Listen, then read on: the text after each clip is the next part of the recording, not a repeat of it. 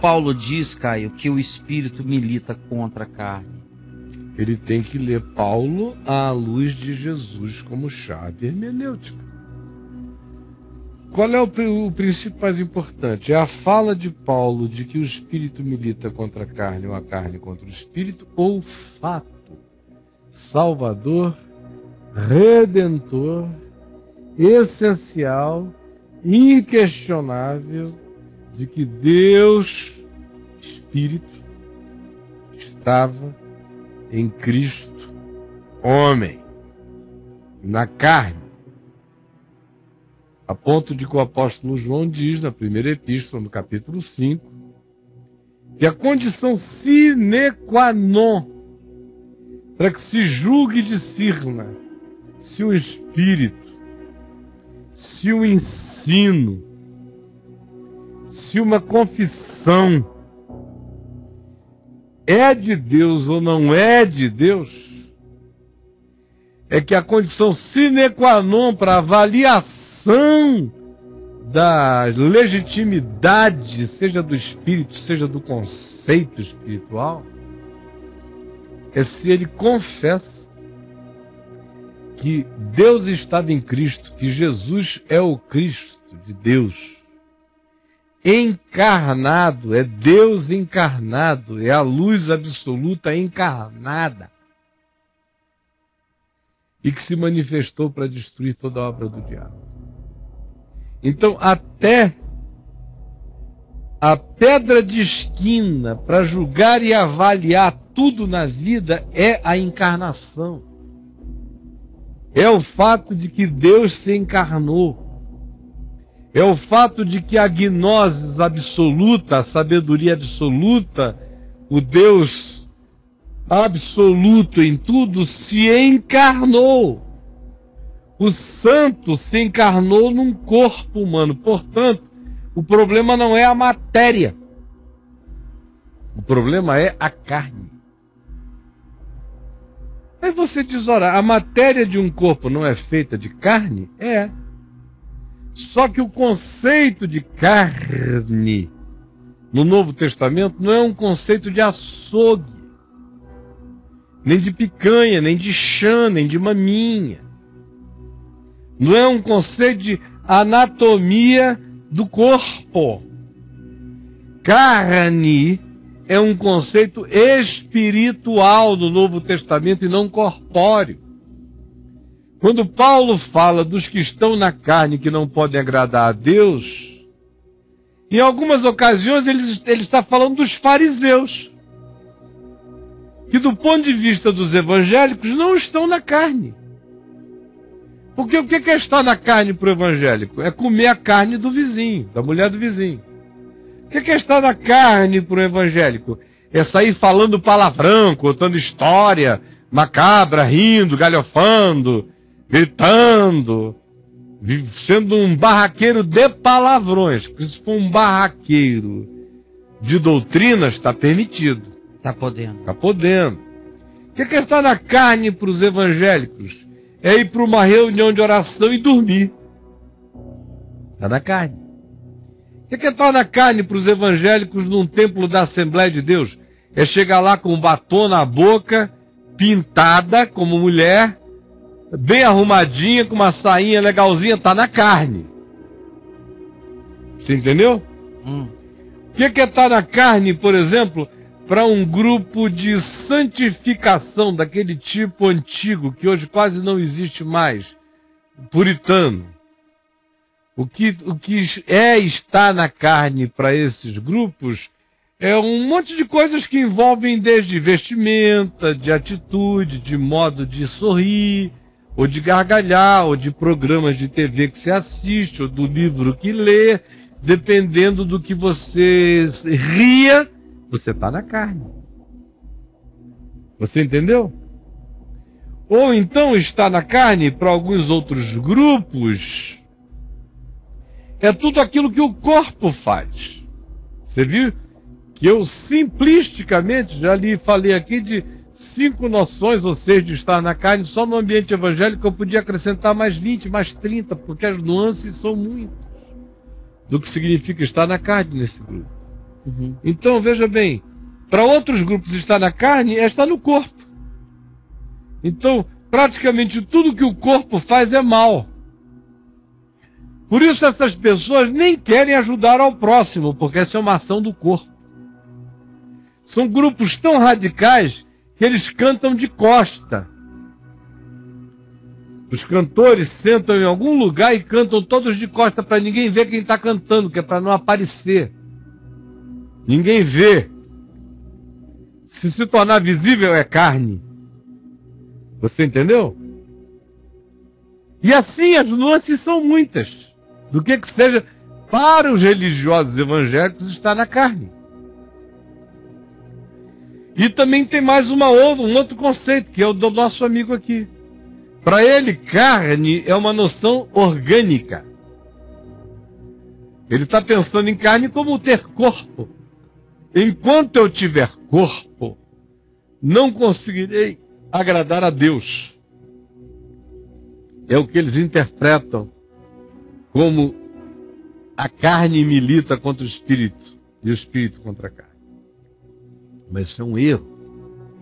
Porque, como eu disse, Paulo começou a falar que quem estava na carne eram os judeus de Jerusalém, fariseus, que não adulteravam, não roubavam, não faziam um monte de coisas morais ou imorais ou indecentes, públicas ou religiosas. Eram pessoas que não cometiam esses erros físicos e morais, mas Paulo diz estão na carne justamente por causa disso.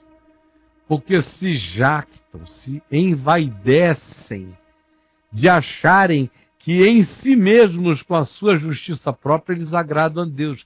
Isso é estar supremamente na carne, mais do que uma prostituta que está vendendo o corpo, está menos na carne do que um fariseu que diz: ó Deus, graças te dou porque eu não sou como este publicano, adúltero, safado, cretino, mentiroso. Dou o meu dízimo 2, 3 vezes por semana, não adultero, frequento as reuniões, muito obrigado por me teres preservado assim. Esse está mais na carne do que o outro infinitamente mais. Você entendeu?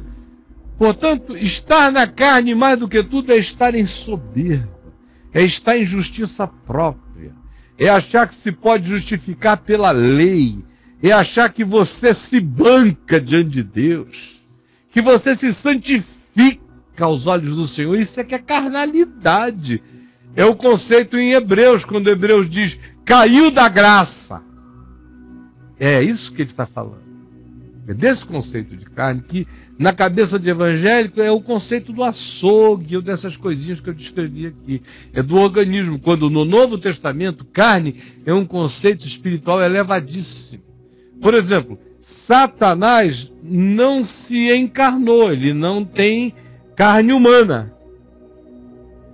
Mas a gente poderia dizer que o pecado de Satanás, da soberba de Satanás, foi um pecado de carnalização. Porque foi de soberba, de arrogância, de justiça própria, de narcisismo. Portanto, a carne é toda autoexaltação do espírito que não se quebranta diante de Deus, ainda que o cara viva amarrado numa camisa de força no monastério. Você pode ser o mais carnal do mundo sem usar o corpo. Um tetraplégico pode ser o ser mais carnal do mundo. Você está me entendendo? Carne não é um conceito orgânico, carne é um conceito espiritual. Carne é a definição de como o espírito escolhe o privilégio da animalidade. E não é nem da animalidade do animal, é de um animal egoísta, perverso, como aqueles que a gente não encontra na natureza, porque um jacaré come, a barriga encher, ele só vai comer 9 meses depois. Os nossos crocodilos não param de comer, não param de comer, não param de comer, não param de comer. Mas é uma compulsão espiritual. Então, Jesus disse isso. Jesus definiu a carne como? Marcos 7. Ele não definiu como corpo, ao contrário, ele matou a noção de carne como fisicalidade, como materialidade, lá em Marcos 7. Leiam, gente. Eu estou falando para vocês leem. Eu sei de cor, vocês leiam. Não vou ficar perdendo meu tempo. Leiam, façam a sua parte. Lá em Marcos 7, qual era a ideia? De que carne era corpo. Era a ideia da religião. Por isso é que os fariseus, antes de comer, repreenderam aos discípulos de Jesus, porque não lavaram as mãos. Tudo começou com a história lá em Marcos 7 de lavar a mão, não lavar a mão. Porque os discípulos chegaram da rua e foram pegando, foram comendo. Não foram bem educados. Lavar a mão é uma coisa legal, lavar a mão. Sim, É claro. gostoso, é útil. Não faz transferência mesmo microbiótica para o alimento que você está comendo. Evita um monte de coisa lavar a mão. Mas os judeus não estavam falando de higiene. Eles estavam falando que lavar as mãos era uma purificação para o espírito. Que comer sem lavar a mão poluía o espírito. É por isso que Jesus disse não. Porque a questão não era se tinha alguma coisa que sujeira sendo posta para dentro do corpo fizesse mal. Claro que faz. O que se manda o tempo todo é discernir o corpo, discernir o que se bebe, o que se come. É a sabedoria da vida e do Novo Testamento e da Escritura como um todo. Para o corpo, para a alma e para o espírito. Discirna o que você come. A resposta de Jesus, portanto, não tinha a ver com micro-organismos.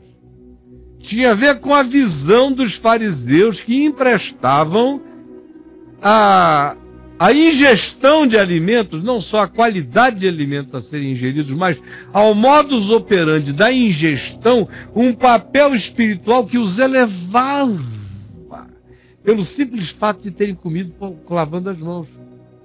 Também do mesmo modo, eles chegavam em casa e eles se banhavam assim, lavavam o corpo, faziam asepsias. Se eles tivessem cumprimentado pecadores na rua, era contagioso, então eles tinham pias batismais consagradas para eles lavarem as mãos, as caras, o corpo, bem como até os seus colchões de dormir,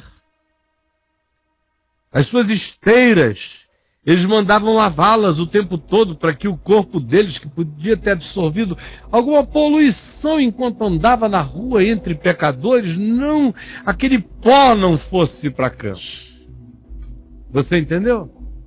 Jesus está lidando com esse conceito, que é um conceito religioso, material, que transforma de carne algo orgânico, algo físico, algo contagioso, espiritualmente. Aí vem ele e diz não. Comer sem lavar as mãos não contamina o espírito. Porque o que contamina o homem não é o que entra pela boca. Porque o homem não é o corpo dele. O homem é o espírito dele, é o coração dele.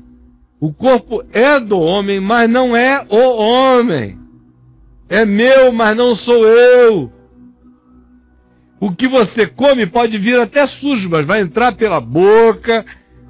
O sistema de reação imunológica vai agir e vai sair na caca de Jesus. Vai para um lugar escuso. A gente limpa e joga fora, dá descarga ou põe terra em cima, na antiguidade. Certo? Sim. Agora ele diz, o que não é o que entra pela boca, mas é o que sai da boca. É o que contamina. Por quê? Porque sai do estômago, é arroto que contamina? Não. É o pensamento que contamina, é o sentimento que contamina, é a ideia que contamina, é a produção do coração. É o que o coração concebe, digere e evacua verbalmente, evacua energeticamente, evacua gestualmente, evacua de muitos modos na vida. Então veja como não é preciso ir para Gálatas 5, a carne milita contra o espírito, nem para Romanos 8. Jesus resolve esse assunto em Marcos 7, quando separa a carne como organismo da carne como atitude espiritual, porque é do coração que procedem a prostituição, a lascívia. Não é do pinto, é do coração. Não é da genitália. A genitália não tem culpa, é meu coração, é minha concepção. Não é um furor anal, é um ânus espiritual. É uma necessidade de ser atravessado de outro modo. Mas não é uma demanda anal, é uma demanda do meu espírito, da minha alma. E todas as demais coisas que se consideram carne, que ele acrescenta ali em Marcos 7, prostituição, impureza, adultério, aí ele vem soberba, arrogância, tudo aquilo que não conta na materialidade, mas que se expressa como relacionamento, atitude, espiritualidade, no mesmo bojo da carnalidade que se pratica também com o corpo.